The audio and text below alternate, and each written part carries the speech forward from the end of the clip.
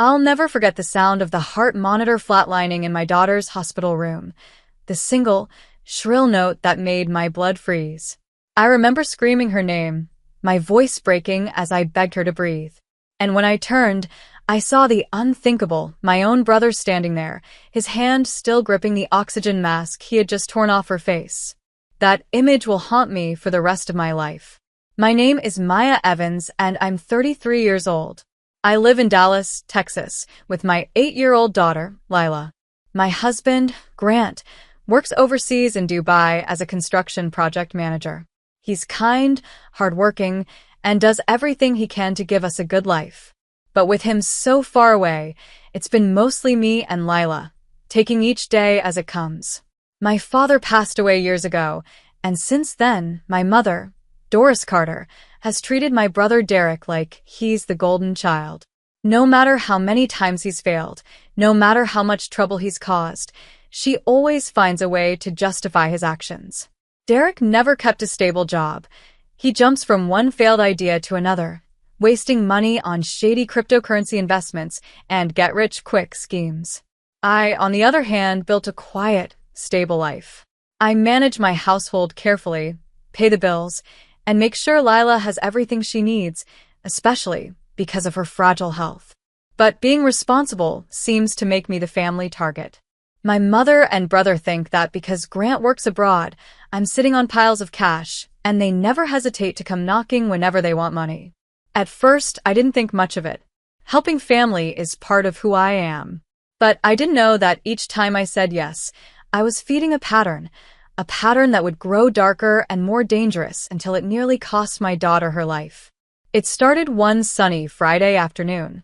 I was in the kitchen, preparing Lila's lunch while she watched cartoons in the living room. The doorbell rang, and when I opened the door, there he was, my brother Derek, standing on my porch with a sheepish grin and his phone clutched in his hand. "Maya, hey," he said, rubbing the back of his neck. "You got a minute? I kinda need a small favor." I already knew what that meant. Derek never came by just to talk. "How much this time?" I asked with a tired smile. He laughed awkwardly. "Not much. Just a couple hundred. My crypto account got temporarily frozen. Stupid platform issue. I'll pay you right back next week." Before I could answer, my mother's voice echoed from behind him. Doris had come along, her purse hanging from her shoulder, her expression full of quiet authority. "Maya," she said, stepping forward. "Your brother's having a hard time. It's just $200. You can help him, can't you? You're doing well. Grant's job pays enough for you to manage." I looked at her, and then at Derek. It wasn't about the money, it was about the manipulation that always came wrapped in guilt. I sighed, went to my wallet, and handed Derek 2 crisp $100 bills. "Thank you, sis," he said quickly, giving me a quick hug that felt rehearsed. "I'll send it back in a few days." "Just make sure you do," I replied, though I already knew I wouldn't see that money again. As he left, my mother gave me a satisfied smile. "See? It's good to help family. That's what your father always wanted." I wanted to tell her that Dad had also wanted Derek to stand on his own 2 feet, but I stayed quiet. I turned back to Lila, who was peeking around the corner with curious eyes. "Everything okay, Mommy?" she asked. "Everything's fine, sweetheart," I said, forcing a smile. But deep down, a small knot of unease began forming in my stomach, a feeling that told me this wasn't the last time Derek would show up at my door. 2 weeks later, I was folding laundry when I heard a knock at the door, sharp, hurried, and impatient. The sound immediately made my stomach tighten. When I opened the door, Derek was there again, this time looking disheveled and agitated. "Maya, I really need your help," he blurted out before I could even say hello. "My landlord's threatening to throw me out. I'm short on rent, and if I don't pay by tonight, I'll be sleeping in my car." I hesitated. "Derek, you said you'd pay me back last time." "I never saw that money." He waved his hand dismissively. "It's just a misunderstanding, Maya. I had to use it to cover something else, but I'll pay you soon. I promise." Before I could respond, my phone buzzed. It was Mom calling. I put her on speaker. "Maya," Doris's voice came through, calm yet insistent. I just talked to Derek. He's in trouble again. Please help him. He's your brother. I bit my lip. Mom, I can't keep doing this. Grant's money is for bills and Lila's treatment. Maya, don't exaggerate. Lila's fine, she said, her tone dismissive. You've always had enough. Derek just needs a little push to get back on track. That little push had already become a shove. But against my better judgment, and maybe out of the lingering guilt my mother had planted since childhood, I opened my purse and handed Derek $700. His face brightened instantly. You're a lifesaver, sis. I'll get this back to you next week. Promise. He said that word, promise, with the same empty confidence as before. I watched him leave again, that same uneasy feeling settling in my chest. Later that night, I sat beside Lila as she fell asleep, the soft hum of her air purifier filling the room. I brushed her hair gently and thought about how careful I had to be with our savings. Between medical bills and house expenses, every dollar counted. Grant called from Dubai a little after midnight. How are things, love? He asked, his voice steady but warm through the static. I'm okay, I lied. Just tired. Dallas has been hot this week.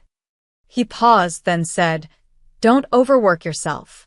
And please, Maya, keep an eye on the savings. You know how unpredictable life can get. I told him I would. But what I didn't tell him was that part of those savings had already slipped away into Derek's hands again. By the time Derek showed up for the third time, I had promised myself I'd say no. I really believed I could. It was a Saturday morning, and I was sitting with Lila at the dining table, helping her color in a picture of a butterfly. The smell of pancakes filled the kitchen. For a rare moment, everything felt calm and normal, until that familiar knock came again. 3 sharp raps on the door that sent a chill down my spine. When I opened it, Derek was standing there, but this time, he didn't even try to look ashamed. He looked desperate. His eyes were wide, his jaw tight, and his hands were trembling as he scrolled through something on his phone. Maya, please don't close the door. I really need your help, he said, his voice breaking. If I don't get some money today, I'm in serious trouble. I borrowed money from someone to invest in a new crypto project, and now they're threatening me. Invest? I repeated, my tone sharper than I intended. Derek, are you kidding me? You're still throwing money into those scams? You promised me last time. I know, he interrupted, his voice cracking. But this one was supposed to fix everything. I swear. I just need to make things right. How much? I asked, even though I already knew the answer wouldn't be small. He hesitated, then whispered, 2,500. I froze. Derek, that's not a small favor. That's my emergency fund. That's what I keep for Lila's treatment. Just then, I heard another knock, and when I opened the screen door wider, I saw my mother, Doris, standing there with her arms folded. Maya, she said calmly, your brother's in trouble. Don't start with your excuses. You've always had enough money. You and Grant live comfortably, while Derek struggles. Don't you think you should help your own blood? Her words cut deep, not because they were true, but because they were designed to make me feel guilty. That was her power. She could twist love into obligation and make generosity feel like debt. I tried to explain. Mom, this isn't about money. Derek doesn't learn. Every time I help him, he digs a deeper hole. But she stepped closer, her voice lowering. You don't understand. You'll lose him if you don't help. Is that what you want? And just like that, my resolve crumbled. I turned, walked to my bedroom, and unlocked the small metal box where I kept our savings. My hands shook as I counted out the bills. $2, $500, gone in an instant. Derek grabbed the money, his face lighting up with fake relief. You're the best, sis. I'll pay this back before you know it. When they left, I stood there, staring at the door long after closed. Lila came up behind me, holding her drawing. Mommy, why do you always look sad after Uncle Derek visits? Her innocent question pierced me more than any insult could. I knelt down, hugged her tightly, and whispered, because sometimes, sweetheart, love can hurt more than hate. 2 weeks later, My world began to unravel. It started on an ordinary Tuesday night, a quiet evening filled with the faint sound of cartoons and the aroma of pasta cooking on the stove. Lila had been cheerful all day, singing silly songs while doing her homework. But around dinner time, her laughter faded, replaced by soft, wheezing breaths. "Mommy," she said weakly, pressing a hand to her chest, "it's hard to breathe." I froze. My heart dropped into my stomach. Her face had turned pale, her chest rising rapidly as she tried to draw in air. I grabbed her inhaler from the counter and helped her take a puff, but this time, it wasn't enough. Her breathing grew shallower, her eyes fluttering as panic filled her little face. I didn't waste another second. I scooped her up, grabbed my keys, and drove faster than I ever had in my life. The red lights blurred past, the sound of my own heartbeat roaring in my ears. Every few seconds, I glanced back, watching her chest move too fast, too uneven. By the time I reached Dallas General Hospital, my hands were trembling. "Please, my daughter. She can't breathe," I screamed at the emergency desk. A nurse rushed forward, followed by a doctor, Dr. Reed, a tall man with kind eyes but a serious expression. They placed Lila on a stretcher, oxygen mask already being fitted over her face. "Severe asthma attack," he said briskly to the nurse. "We need to stabilize her now." I followed them down the hallway, tears blurring my vision as I listened to the beeping monitors and the soft hiss of oxygen. The moment they wheeled her into the pediatric ICU, Nurse Erin gently placed a hand on my arm. "She's in good hands, Mrs. Evans. We'll take care of her," she said softly. Hours passed like minutes. I sat beside Lila's bed, clutching her small hand as she slept under the faint glow of medical monitors. Dr. Reed checked on her periodically, explaining that her lungs had tightened dangerously, but that they were responding to treatment. "You got her here just in time," he said. "She'll need a few days of close observation." I nodded, relief and exhaustion washing over me. Grant called from Dubai as soon as I texted him. His voice trembled when he heard the words asthma attack. "Is she okay now?" "Tell me she's okay," he begged. "She's stable," I said, wiping my eyes. "They've got her on oxygen. She's sleeping." "I'll be on the next flight home," he said without hesitation. "Don't worry about anything. Just stay with her." When I hung up, I sat there in silence, the rhythmic beeping of the monitor echoing in my chest. I thought maybe, just maybe, things would finally calm down. But I had no idea that the real storm, the one that would tear our family apart, was only a few days away. 3 days later, as Lila's breathing began to steady and her color returned, I finally allowed myself a small moment of relief. She was still hooked to monitors, an oxygen mask gently rising and falling with her breaths, but the doctors were optimistic. Dr. Reed smiled as he checked her chart. "She's improving," he said warmly. "If her progress continues, she can go home within a few days." Those words felt like sunlight after a long storm. I called Grant to share the good news, his voice cracked with emotion. "I'll still be there soon," he said. "I'm already packing. I can't relax until I see you both." I spent that morning sitting beside Lila's bed, stroking her hair, whispering stories about the park and her favorite ice cream. Everything felt fragile but hopeful until, just after lunch, I heard voices in the hallway. Harsh, familiar voices. "Maya." My mother's tone was sharp, impatient. When I turned, Doris and Derek were standing at the door of the hospital room. I stood immediately, blocking their view of Lila. "What are you doing here?" I asked, my voice cold. "You're not supposed to be here." Derek stepped inside, ignoring me. His eyes darted to the 4 lines, the monitors, the small oxygen tank beside the bed. "You've really got her hooked up like she's dying," he muttered. "Anyway, I need to talk to you." I followed him into the hallway, lowering my voice so Lila wouldn't hear. "Whatever it is, Derek, not now. My daughter's recovering." He rubbed his forehead, pacing. "This is serious, Maya. I owe someone 12 grand. They're threatening me. I need that money tonight." I blinked, stunned. $12,000? I repeated slowly. "Are you insane?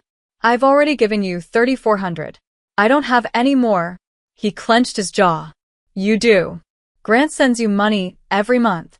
You can take it from that. That money is for Lila's medical bills, I snapped. She's fighting to breathe, and you're asking for $12,000? You need help, Derek, but not the kind I can give you. Just then, Mom stepped forward, her expression scornful. Don't talk to your brother that way. He's family, Maya. He wouldn't be desperate if you hadn't turned your back on him. I turned to her, my voice shaking. I've turned my back? I've paid his rent, his debts, his so-called investments. What about my child, Mom? Doesn't she deserve to come first for once? Doris glared at me like I'd committed a crime. You've become heartless. Money has made you cruel. That was the moment something inside me snapped. No, Mom, I said, my voice breaking. You made me strong because you never protected me, and I won't let either of you hurt my daughter. But Derek's face twisted with rage. You'll regret saying no to me. Before I could react, he shoved past me and stormed back into the hospital room. I ran after him just as he reached Lila's bedside. His hand shot out, and in one swift, horrifying motion, he ripped the oxygen mask off her face. Lila gasped, choking for air, her tiny chest heaving. Mommy, she wheezed, clutching at the sheets. Stop, I screamed, lunging toward him. But Derek spun around, his face red with fury, and before I could reach Lila, he grabbed the heavy blood pressure monitor from the counter and swung it straight at my head. The blow exploded in a flash of pain. I stumbled backward, my knees hitting the floor. Lila's cries blended with the shrill alarm of the monitor. Nurses rushed in, Aaron leading them, shouting, "Security! Now!" 2 guards tackled Derek, pinning him to the ground as he kicked and cursed. Doris tried to pull them off, screaming that her son hadn't done anything wrong. But the look on everyone's faces said otherwise. I crawled to Lila's bed, ignoring the blood trickling down my forehead. It's okay, baby, I whispered, helping the nurse put the mask back on her face. You're safe now. You're safe. Officer Blake arrived within minutes, his calm voice cutting through the chaos. He took one look at Derek restrained on the floor, at me bleeding beside the bed, and at the trembling child still gasping for air, and his expression hardened. Put him in cuffs, he ordered, and get her to the ER for treatment. As they led Derek away, Doris shouted, You'll regret this, Maya. You turned your family into enemies. But as the paramedics helped me onto a stretcher beside my daughter, I looked at her pale face and whispered, No, Mom. You did that yourself. The hospital corridors buzzed with chaos as the police and paramedics moved swiftly. I lay on a gurney beside Lila's bed, clutching her hand, while Officer Blake and another officer questioned the nurses. Nurse Aaron explained everything clearly. How Derek had yanked the oxygen mask off, how I'd been struck, how the staff had immediately called 911. Within 7 minutes of that call, the Dallas police had arrived. It was fast. Faster than I ever expected, but by then, everything inside me felt like it had already stopped. Officer Blake knelt beside me as the paramedics cleaned the gash on my forehead. His voice was calm but firm. Mrs. Evans, I need you to confirm. The man who attacked you is your brother? Yes, I whispered, my voice trembling. Derek Carter. He's my younger brother. And your mother? He asked, glancing toward the waiting area where Doris stood, her arms crossed, defiant even now. She was here too, I said quietly. She supported what he did. She told me to give him the money. She said I deserved this for refusing. He nodded grimly, jotting notes in a small pad. Understood. Both of them are being detained. You'll have full opportunity to give your statement once you've received medical care. As he spoke, 2 officers escorted Derek through the hallway, his hands cuffed behind his back. His face twisted in anger as he shouted, You ruined my life, Maya. You'll regret this. I didn't answer.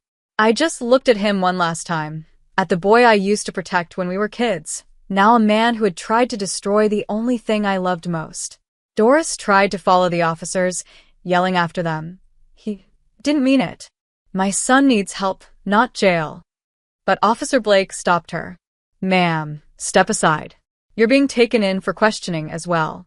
You're listed as complicit in coercion and attempted endangerment. The shock on her face was almost satisfying, though it broke something in me too. She looked at me one last time, not with regret, but with hatred, before two female officers led her away. When the chaos finally began to settle, Dr. Reed came back to check on Lila. Her vitals are stabilizing again, he said softly. The oxygen's working. She's a strong girl. I turned my head toward my daughter. Her tiny face was pale, but her chest rose and fell evenly beneath the clear mask. I brushed her hair away from her forehead, whispering, "You're safe, baby. Mommy's right here." By then, my phone buzzed, a text from Grant. "Boarding the Emirates flight now. I'll land in Dallas in about 18 hours. Hold on, Maya. I'm coming." Reading that message made my eyes fill with tears. For the first time that day, I let myself cry freely. Later, at the police station, I gave my full statement. The officers recorded everything: the financial exploitation, the threats, the attack. They collected hospital footage and took photos of my injuries. Nurse Erin and Dr. Reed provided written witness reports. By the time I returned to the hospital that night, Dallas County Jail already had Derek and Doris in custody. When I finally sat by Lila's bed again, she opened her eyes faintly and whispered, "Mommy, are they gone?" "Yes, sweetheart," I said, squeezing her hand gently. "They can never hurt you again." And for the first time in years, I meant every word. By the time Grant's flight landed in Dallas, the sun was rising over the city. 18 hours had felt like an eternity. When he rushed into the hospital room, still wearing his travel jacket, his eyes went straight to the bandage on my forehead, and then to Lila's small figure sleeping peacefully, her oxygen mask now replaced by a simple breathing tube. "Maya," he breathed, pulling me into his arms. For a moment, the dam inside me broke. I cried against his chest, all the fear, anger, and exhaustion pouring out. He didn't ask what happened, not yet. He just held me. When I finally told him everything, the money, the manipulation, the attack, he didn't speak for a long time. His jaw clenched, his eyes burning with quiet fury. "We'll make sure they pay for this," he said finally. "No one hurts our family," and walks away. Within days, the Dallas District Attorney's Office opened a criminal case against Derek Carter and Doris Carter. The charges were serious: aggravated assault, child endangerment, and financial exploitation. The hospital's CCTV footage, combined with eyewitness statements from Nurse Erin, Dr. Reed, and the security staff, made the case airtight. The first hearing took place just a week later. I still remember walking into that courtroom, the cold marble floors, the faint echo of footsteps, and the way everyone turned to look at me when I took the stand. Lila was home by then, recovering with Grant's care. I wore a long-sleeved blouse to hide the bruises still faintly marking my arms. When the judge, a stern woman named Judge Miller, called my name, I took a deep breath and told the truth. Every detail, every wound, every betrayal. My voice trembled only once, when I described how Derek had ripped the oxygen mask off my daughter's face. Gasps rippled through the courtroom. Even the prosecutor paused for a heartbeat. Derek sat at the defense table, staring at me with hollow eyes. Doris sat beside him, her expression unreadable, though when our eyes met, she turned away. The prosecutor presented the evidence: the video footage, medical records, and screenshots of the money transfers. Everything aligned perfectly. The defense tried to argue family misunderstanding, but it was useless. The proof was overwhelming. When it was time for Officer Blake to testify, he described the scene in precise detail: how Derek had been restrained, how Doris had interfered, and how Lila was barely breathing when the officers arrived. After 3 days of testimony, the courtroom fell silent as Judge Miller prepared to read the verdict. She looked directly at Derek first. "Derek Carter, you are found guilty of aggravated assault causing bodily injury, child endangerment, and financial exploitation. You are hereby sentenced to 10 years in state prison and ordered to pay $15,000 in restitution to Maya Evans." Derek's shoulders slumped, but he didn't look surprised, just defeated. Then the judge turned to Doris. "Doris Carter, You are found guilty of aiding and abetting financial exploitation and obstruction of justice. You are sentenced to 5 years in state prison and fined $7,500 in restitution." The courtroom was silent except for the judge's steady voice. Then she added something that made my breath catch. "Furthermore, the court issues a permanent restraining order against both defendants. They are prohibited from contacting, approaching, or communicating with Maya Evans, her husband, or her daughter in any form, directly or indirectly, for the rest of their lives." At that moment, a weight I had carried for years lifted. As the bailiff led them out, Derek glanced back once, his expression somewhere between anger and regret. Doris didn't look at me at all. For the first time, I didn't feel guilt. I felt peace. Grant squeezed my hand. "It's over," he whispered. I nodded, but tears still burned my eyes, not from pain this time, but from relief. After the trial ended, the air around our home felt lighter, almost like the walls could finally breathe again. The silence that once felt heavy now carried peace. Derek and Doris were behind bars, and for the first time in years, I didn't wake up with the sound of guilt in my ears. Grant stayed home from Dubai for several months to help Lila recover. Every morning, he'd cook pancakes in funny shapes, stars, hearts, and sometimes a lopsided L for her name. Lila's laughter, once faint and weak, began to fill the rooms again. The doctors called her recovery remarkable. I called it a miracle. I still had nightmares sometimes, flashes of Derek's face, the sound of the heart monitor, the oxygen mask being torn away, but every time I woke up gasping, Grant was there, holding my hand until I calmed down. Slowly, the fear faded. When Nurse Erin stopped by to check on Lila one afternoon, she brought a small box wrapped in pink paper. Inside was a charm bracelet. Each charm was shaped like a heart, engraved with the words "Breathe Easy." "I thought she might like a reminder of how strong she is," Erin said with a smile. Lila hugged her, whispering, "Thank you for saving me." Dr. Reed also visited once more, his calm smile unchanged. "You both have come a long way," he told me. "Not just medically, but emotionally."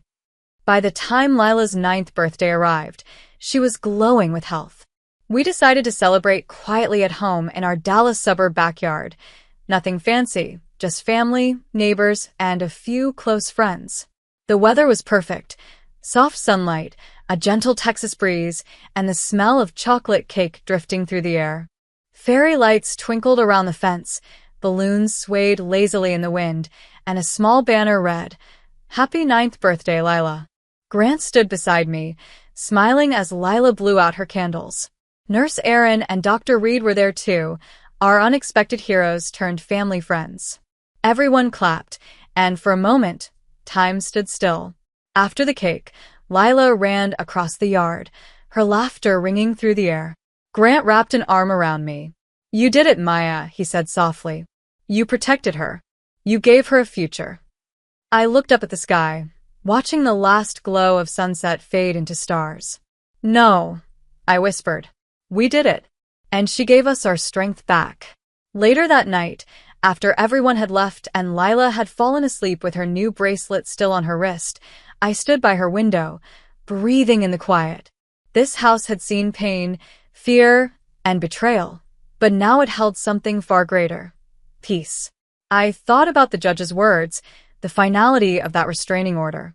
I knew Derek and Doris were paying for what they did, but more than that, I knew I'd finally broken free from guilt, from manipulation, from the endless cycle of being the good daughter. Now I was just me, a mother, a survivor, a woman who chose love over fear. I turned off the light and whispered one last thing into the night. Justice was served, but grace kept us alive. And with that, I closed the door gently behind me, ready to live the life my daughter nearly lost. As I stood in the backyard that evening, watching the soft glow of the fairy lights flicker against the sky, I felt something inside me shift forever. Lila was sitting on the grass, surrounded by her friends, laughing without a trace of the fear that once filled her tiny chest. That laughter, it was more powerful than any court verdict, louder than any apology I never received. It was proof that we had survived. For a long time, I believed that forgiveness meant letting go of what happened, but I've learned that sometimes forgiveness is not about freeing others, it's about freeing yourself. I don't forgive my mother or my brother for what they did. What they tried to take from me was beyond repair. But I forgive myself for the years I stayed silent, for the guilt I carried, and for thinking love meant always saying yes.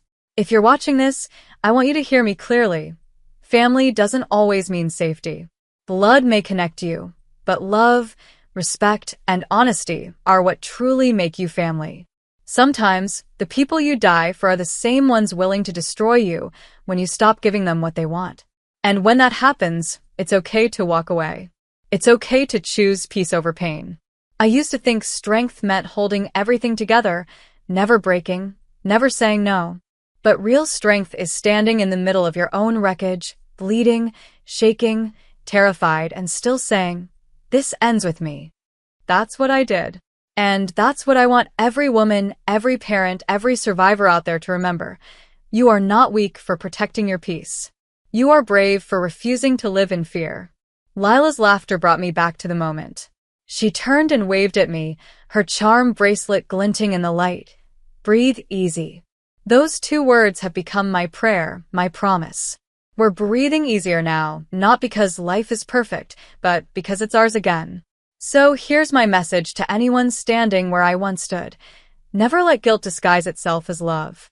Never let manipulation sound like care. And never believe that you owe anyone your happiness just because they share your name. My story isn't just about survival, it's about reclaiming life after losing everything. And if I can do it, so can you. If you felt the pain, strength, and justice in this story, don't forget to like, comment, and subscribe for more powerful real-life inspired stories. Your support helps bring these voices to life and reminds us all that no matter how dark it gets, truth and courage always shine through. Stay tuned for the next story.